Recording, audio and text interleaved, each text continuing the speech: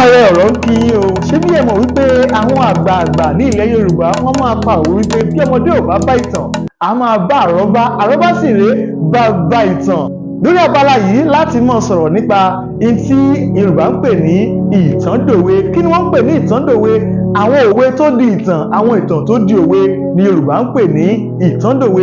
Lábala tòní ìtàndòwe tí a mọ̀ gbéyẹ̀wò òun ni Yorùbá máa ń pa òwe náà báyìí wípé àìsòrò yanrò ló pa Elénpe ìṣáájú tó ní igbá wúwo ju àwo lọ. Ní ìgbà kan rí ní ilẹ̀ Yorùbá kan, ọkùnrin kan wà tàbí ká pé aṣíwájú ọkùnrin kan wà tí ó sọ fún ọba wípé igbá a máa wúwo ju àwo lọ. Kábíyèsí ní Elénpe àwo wúwo ju igbá lọ.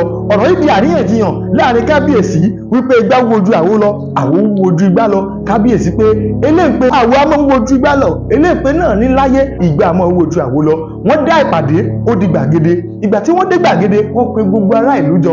Wọ́n gbé igbá kalẹ̀, wọ́n gbé àwo kalẹ̀. Ó yá kí wọ́n gbé méjèèjì yẹ̀wò. Ìgbà tí wọ́n gbé yẹ̀wò nítòótọ́, wọ́n rí wípé igbá ó wúwo ju àwo lọ. Kábíyèsí ní pé Elénpe igbá tí o gbé wá yìí igbá tútù ni.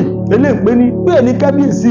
Kábíyèsí ní tí mo fọkàn sí ni wípé igbá gbígbẹ ni a jọ ń ṣe àríyànjiyàn rẹ̀. Ó ní rárá o kábíyèsí, igbá tútù ni. Kábíyèsí ní kí ló dé tó wá yan, kí ló dé tó sọ wípé igbá tútù gangan ni òun sọ.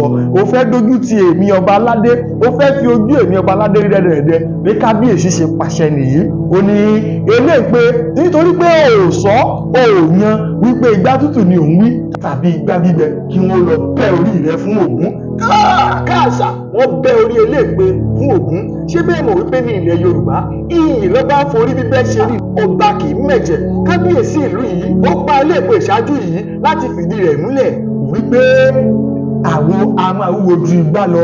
Èyí ni wọ́n fi máa ń pa òwe wípé àìsòrò yanrò ló pa Elénpe ìṣáájú tó nígbá wúwo ju àwo lọ.